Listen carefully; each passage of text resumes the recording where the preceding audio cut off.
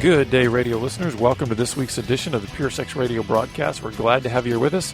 My name is Jonathan. I'm here with Stephen. Stephen, how are you doing? I'm delighted to be here today. Good. Well, you know, as we are recording this broadcast, I'm so thankful that I can look out my window now and see the sun.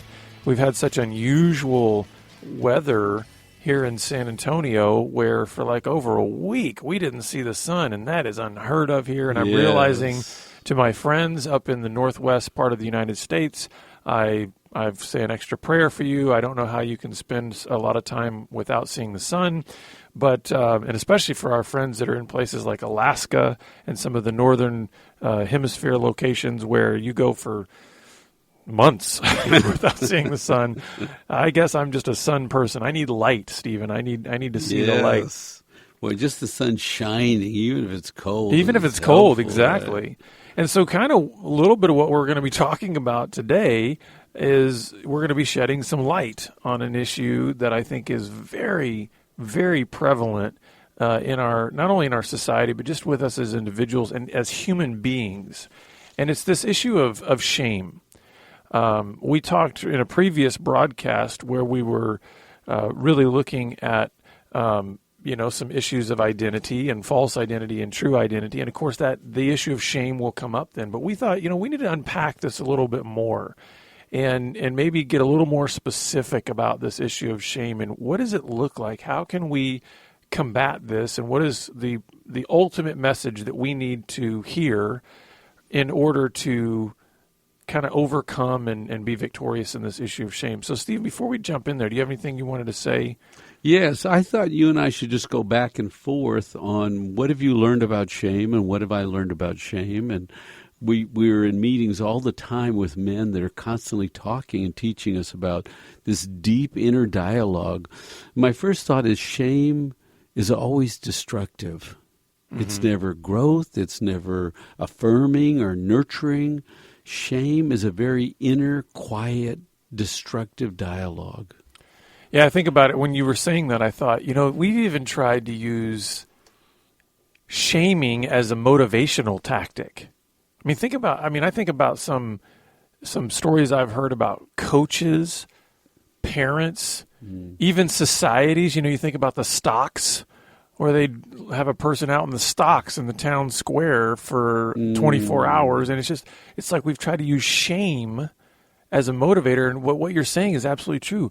There's nothing positive about shame. There's nothing that is of a good nature. But I think people shame. get confused because they think, wow, if I beat myself up for failing, somehow a good outcome is going to occur. Mm-hmm. But you sort of destroy your foundation, right? You devalue yourself. So tell me again, how do I feel better? How do I really do better after I call myself stupid names and, how does that critical? move me in the right direction? How do I practice a good skill? Tell me again. And I do want our listeners to know that I think there's a fundamental difference between what we might call guilt and what we call shame. And what I mean by this is I think guilt is a feeling that we have that is actually from God. We might call it our conscience, yes. the innate ability that we have to sense the difference between something that is right and something that is wrong, something that is healthy and something that's unhealthy. Now, bear in mind, we are fallen human beings, and so therefore this is not a perfect mechanism within us because sometimes it can get seared, it can get wounded. There's all kinds of things that can kind of get this compass off track.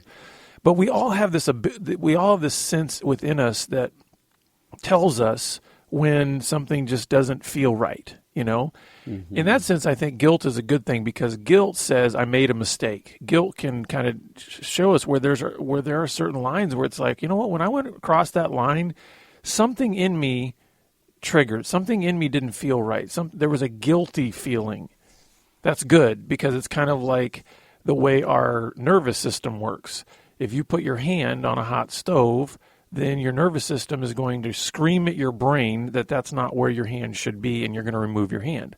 So guilt sort of operates in that same way. Hey, you cross a line and something in your spirit goes, that's not right. Well, good. That's a good thing to correct you to get back on track. Guilt doesn't attack your worth as a human being, though.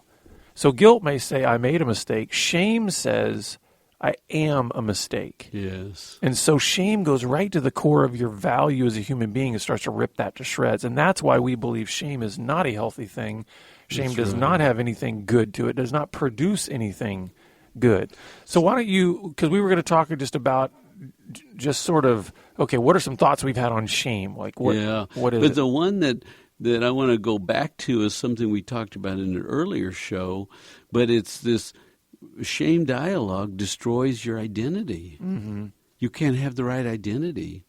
And so how can you be whole? How can you be healthy if you live out of a label that's not correct? There you go. I was trying to figure out how to say it.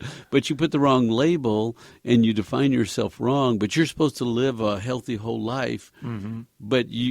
But something's broken on the inside, and you repeat broken, bad, shame. Yeah, it's like saying, okay, I want to live as a healthy, productive, godly member of society, but I'm constantly reminding myself of a label that I have on me that is of this despicable, unhealthy, godless person, and somehow I'm supposed to live this other life. Go over there with all those healthy people and fit in. But yet I'm still going to keep this label on me that says this is what I am. Now, you see, this is the other part that has occurred to me is that you can't live well in community. No. If you have shame dialogue and wrong identity, we need to be in fellowship, we're told. Because that's one of the things I wrote down about, okay, what does shame produce? Like, what does it do in our lives? And one of the things I wrote down, initially I said it invites you to hide or lie about who you really are. And then I said, no, the better word is it demands that you lie and hide who you really are. That's powerful. It's not just saying, hey, it'd probably be a kind of a good idea that you not tell people about, that really secret part of yourself. Yeah. It says you had better not tell anybody about that secret part of yourself. But it's powerful is what you're saying. It's right? strong. It has power over us. Yeah. It creates a fear in us that says if anybody did get behind this curtain and find out like the things I've really thought, the things I've really done, the feelings I've really had, then but they if wouldn't I want can't me. tell anyone, I have to be alone. Yeah. And we're not made for that. Not for alone. As human beings, we're not made for alone. And that's what we hear guys saying, I thought I was alone. I've been hiding my secret, which is my shame program, and I've been standing off, right? But I've been trying to live a whole life, but I can't be connected to other people well because they might know of my failings. And that's the hard thing, when you're trying to go over here and live in the environment that you need to live in. You need to be in community. You know that you need to be doing certain things that you're not doing. Mm-hmm. But you're trying to go over there without bringing that stuff into the light, without bringing your full self into community. It's like opposite ends of a magnet trying to come together. You never connect. Because you can't, right? Think about it, Stephen. Think about if you and I had tried to develop a friendship where I only knew you as a counselor. That's the only identity, quote unquote, that you would bring to me is just your professional identity. And you only knew me through my professional identity as director of this ministry. Okay. What kind of depth of connection could there ever be in our friendship? Business. It's simply a heady kind of profession. There's no emotional connection. There's no friendship really developed. And I think a lot of guys are doing that. They've got professional connections. They've got church connections because they've formed an identity for that environment. I have a lot of acquaintances, but I don't have any true friends. Yeah. That's what they would say, right? I know a lot of people. And so this is the shame wall that happens. Wow. Isn't that interesting? That's probably what's happening, right? I can't go deep because I have shame in here. I don't know what to do with it. I sure can't show it to you. Mm-hmm. But the other part is everybody I know has some.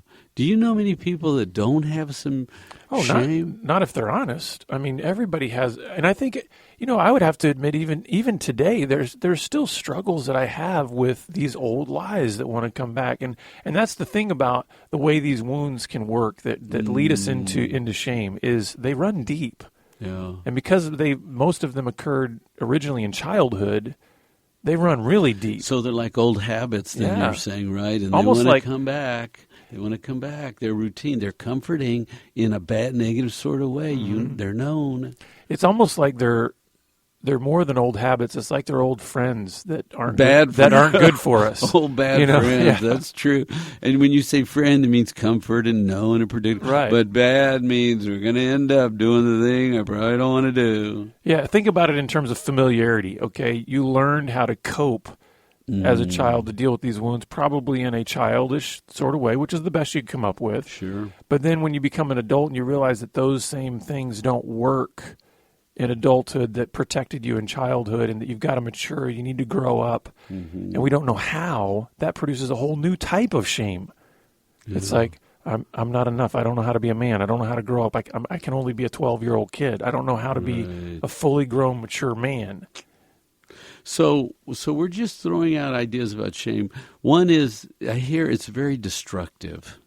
It's limiting, it's controlling, it's powerful, but it's destructive. Mm-hmm. And that's just it. It's almost like think about the power of water to destroy. If you have something that, in terms of how it destroys pipes, and it can even erode rock and all this kind of stuff. If it's just a constant flow or a constant dripping.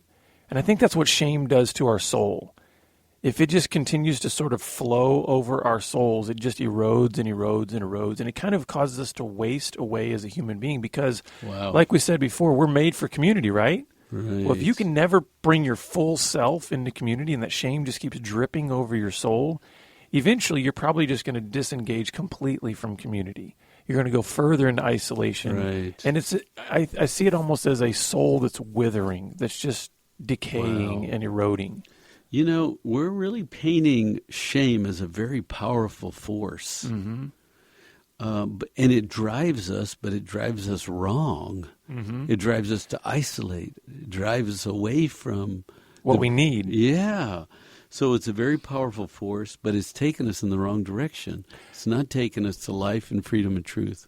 And I would say, too, one of the things about shame is it tends to only define you based on your failure. So think about it. Even if I remember this going through high school because I was an all-star basketball player, and there were all these people that would say all these wonderful things about my abilities on the basketball court. You know how that would filter by the time it hit my soul? Is it would basically come into my ears, it would hit my brain, and then by the time it hit my heart, it'd be like, yeah, but they don't know me. So I could never receive as a blessing. I could never receive the praise as a blessing to my soul, because by the time it got down to my soul, I had such a shame encasing my, such a shame drip on my soul that it was like even good messages couldn't get through because I never really revealed myself in community to those who would love me as I am. And so you're saying the message is failure. Right? Mm-hmm. And unworthiness. So even if they bring you a blessing, Jonathan, you're good, you did good. Oh no, I'm unworthy. Yeah, because the longer you immerse yourself in shame, it not only drives you further into isolation, it walls off others from being able to enter that place. So it has an effect of both you running away as well as holding off anybody that might want to even go blessings deeper. Exactly, or people trying to get into your life, right? Mm-hmm. So a note I made was it destroys God's ideal, right? That we're His children, we're made in His image, and that He has a plan for us. And it's the work of the enemy. Is that a good way to say it? Because it's not freedom and truth. Oh no, yeah. We're lies. told that Satan is the father of lies. It's his native language. So we know that we can know that he speaks shame. Hey, what language does the devil speak? Oh, he speaks shame. That's exactly. There you go. His language. That's his language is shame. Sorry, go ahead. You were going to... No, I think that's exactly right. So we can know that anything that is not true is not born of God. So everything that's not true, we know the source for that. It's the enemy. And so all lies originate from him. And so you're right. The only language that Satan is going to speak to you is shame. And so, because he wants your soul to erode, he wants you to get isolated and disconnected. He does not want you in fellowship with others who can speak truth into your life and who can love you for who you are. He wants you to get all deceived by those thoughts that you don't measure up, you're not good enough, you gotta, you can't succeed. There's no one that's going to ever love you if they get behind that curtain and find out who you really are. In the Lord of the Rings, Gollum, right? He got consumed with the power of the ring. He thought it was going to set him free, but it wasted his whole being into, right? He morphed into something else because he was believing this lie. And the way you're talking about shame, it's like, okay, you're the only one. I'm going to tell you deceptions about your identity, and I'm going to leave you disconnected from other people. And you're going to look like a wasted soul by the time this is over, if this is your diet. And that's a great visual. I mean, that's a great visual to have, and that's probably something that's a good thing to bring to mind when those shame lies are coming up. Is, oh my goodness, I'm on a trajectory to look like Gollum if I keep going this route. And so I think I'm a visual person, so a lot of times I like to have little movie scenes in my mind that will kind of correct me or change my direction of my thinking. So I want us to shift gears here a little bit because, okay, so we've sort of set up this idea of what is shame and sort of what are things that it speaks to you. I want us to get very specific, though, about one area that you brought here that we can show different environments, different contexts in which this same message is trumpeted into our lives over and over again. So give me the message. And that message is, and it fits perfectly with shame because it is kind of the ultimate message of shame. The message is, I am not enough. Wow, let's think about that a minute. I'm not enough. I'm not enough. I've had that thought. You've had that thought? Oh, sure, yeah. But everybody we're talking to out and listening to us has had that thought that I'm not enough too. Because I know people that are smarter and prettier and have more. And so inside me, fear says in a whisper, you're not enough. Don't act like you're enough. Don't go out there. You're really not enough. Don't you see your humanity? Don't you see your struggles? You're not enough. And I think about I come from a family that there are certain people in the family that have a tendency to be worriers, which I think is a cousin of fear. I mean, worry is a type of fear. And I find myself every now and then, in various seasons of life where there's higher maybe stress at work, there's higher stress in parenting, and just certain things that are going on in life in general. And sometimes I start to have these feelings of worry come over me. And really what it is, it's what if thinking. Well, what if this and what if that? And that's fear talk. And a lot of times what comes up in those talks is really, it comes out this way: you're going to fail, which is another way of saying you're not enough. You're not going to measure up in this. And let me build on that, because you're going to fail and then you're going to be rejected, right? Or the idea is, you're going to fail and somebody's going to know about it. And then what's that going to mean for your reputation, for that relationship, for, whatever? Well, and I push it to, and then they're not going to like you, right, and they're going to separate from you or reject you, and you're going to be alone. And you're going to be out there all by yourself, disconnected, when they know how flawed you really are. Fear says you're not enough. But haven't you noticed that just on the journey of life, that you hear this, or you see it at times? I guess one would be like television, I think, is famous for making you feel like you're not enough. Oh, all the advertising is about that. Unless you have this car and this house and this drug and this, it's like... If you're this tall and you're this fit, Yeah. right, and you're this pretty and you have... I've been looking at trucks, and we're in Texas, and we're cowboys, and we're talking from the barn, out on the 40, the North 40 out here, and we ought to have trucks. Sometimes I think maybe I'm not enough because I don't have a truck. I need a pickup truck. But you know what? That's how it works, right? that's how it works in life, and exactly what you're talking about. There's all these messages that are being sent to us, and if we sort of come from our shame template, we're going to interpret them as, you know what, you don't have a truck, so therefore you don't measure up, you're not enough. And so that's what we're talking about here is, man, it's that shame filter. Have you ever had a boss that said, you're not working out, it's not enough, we found somebody that's better, you didn't make the team, you're on the B team, or somebody in power said no. See, there were the redbirds and the bluebirds, and I was in the blackbirds, So in school I knew I was not a redbird or a bluebird.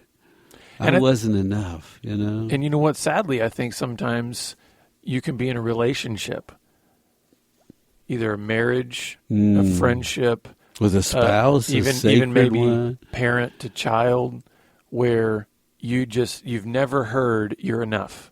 That's true. It's always you could right. do more, you could do more, you could do more. Yes. Why didn't you do this? Why didn't you do that? And so you just feel criticized all the time. You feel I'm not enough. I don't measure up for this person. Do you think even in our sexuality and like porn, there's a lie that you're not enough? Listen, everything about porn will tell you you're not enough, because it's this false picture of what sexuality is all about, and the false picture goes way beyond what is normal and real. And so, good grief, we've talked with many men who have this inferiority complex because they've been looking at porn for years and years, because they go, I can't perform like that sexually, and I'm not that large, and I can't do this. I mean, these things like I'm not enough physically, or I'm just not enough sexually. And so...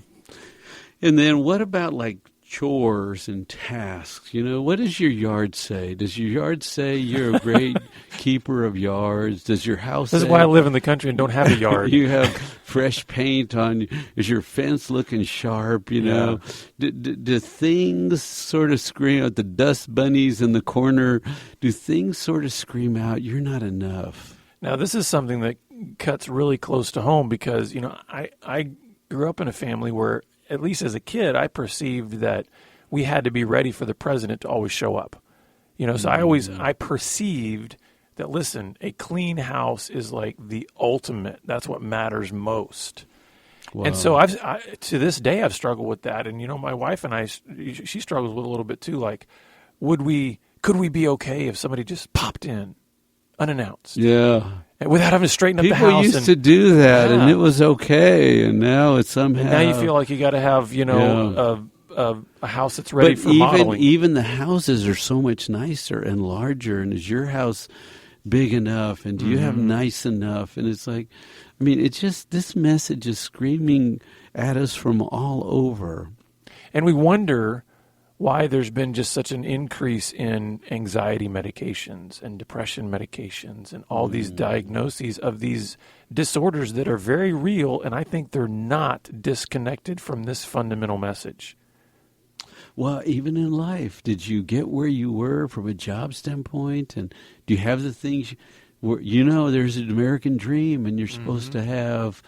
these ideals, and you look on people looking at Facebook and getting depressed now because they travel. These people eat out all the time. They travel all the time. They have nice things, and and it's like, I'm not that good. I'm not enough to keep up with them. Now, I think we have adequately driven home the point that shame is the underlying thing in all of this. This idea that this message of shame ultimately screams at you, you are not enough. But we don't want to end the program that way. Right. Good. We want you to know that There's is hope. not the message of who you really are. I was getting depressed here. Yeah. Oh, so I was looking at this material by Breen Brown. I think I got her name right, and she has this little outline. I think it's Brene, but okay. I don't know. Okay, sure. Good. One of those two. So she says you need courage, compassion, and connection. You need courage. You say that when you start the workshop to the men. It takes courage. and compassion to be kind to yourself and get yourself in a good connected situation. So let's go through those three. Well, the courage piece is huge because think about it. You've worn all these labels probably for a long time. And as much as you, in your soul, you don't want these labels, it's like we said before, they're your old bad friends. It's all you've known to wear on your soul are these labels of this falseness about you're not enough. So it takes a great deal of courage to be able to say, you know what, I want to start peeling these off and put what's true onto my soul. Yes. And that's not a short journey, and that's not one that you just can kind of flip a light switch and all of a sudden you're just going to replace these old labels with new labels. So I want to encourage you listeners out there, I'm going to connect here really the courage and connection piece, because as much as I would love to be able to say, you just need to muster up this courage in yourself and then go do that, you are going to need people around you that say, that's good. Yes. that encourage you. That's like encouragement is exactly that. It's helping another person have courage. And so we need to connect with one another to be able to say, I don't want to believe these things anymore, and how can I move toward what's the correct message? That's good, because alone we get in trouble, right? We need to have our connection in place. So get to some safe places where there are people that are going to tell you the truth, but they're going to tell you the truth in love. That even when you peel back the curtain and say, okay, here's who I am, all of my brokenness, all of my shame, all of these labels that I've had, that these people can say, you're welcome here. And we're going to work through this so that you can begin to put the new labels of what God says who you are. But that's sort of the compassion piece, isn't it? Mm-hmm. You're it is, welcome absolutely. here. You can be human here. You can be a struggler here. You can shed some of the baggage and just leave it here. And the good news is God says you are enough. Hey, listen, no matter where you've been, no matter what you've carried, no matter what's been put on you, God says you're enough. He wants you just like you are. Absolutely. You're enough. And you know what? By the way, when he wraps his arms around you, he doesn't just wrap his arms around the parts that you've been presenting to everybody else like you've got it all cleaned up. He embraces you fully. He says, I know what's behind the curtain, and I still wrap my arms around that part of you, and I want every single bit of you because you are enough to me. And so we want to end there with that message. I want you to just be repeating from now. You're enough. From now until you hear our voices You're again enough. next week. You are enough. You're enough. You are enough. You're enough for your Father above. You're enough. He loves you just the way you are. You're plenty. You're enough. Amen. Thanks for being with us, and we look forward to having you back here again next week on the Pure Sex Radio broadcast. Pure Sex Radio is paid for by Be Broken Ministries. Visit us online at puresexradio.com.